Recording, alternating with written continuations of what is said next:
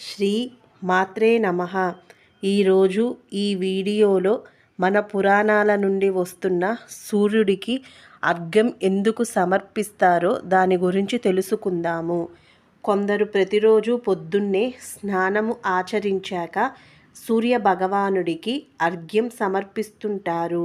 ఏదైనా పాత్ర నిండా నీటిని తీసుకొని సూర్యుడి ఎదురుగా నిల్చొని ధారలా వదులుతారు.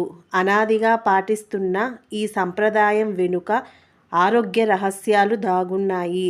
ఈ విధంగా అర్ఘ్యం సమర్పిస్తున్నప్పుడు ఆ నీటి ద్వారా సూర్యుడు లేలేత కిరణాలు మన కళ్ళతో పాటు శరీరం పైన పడతాయి.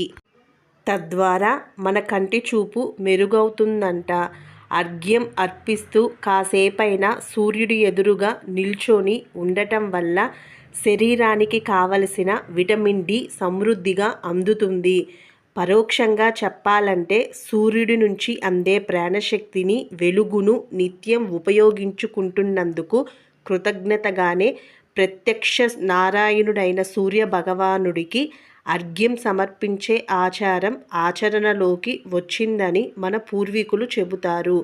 ఈ వీడియో గనక మీకు నచ్చితే తప్పకుండా నా ఛానల్ని సబ్స్క్రైబ్ చేసుకోండి. ఈ వీడియోని లైక్ చేయండి, షేర్ చేయండి. Thank you.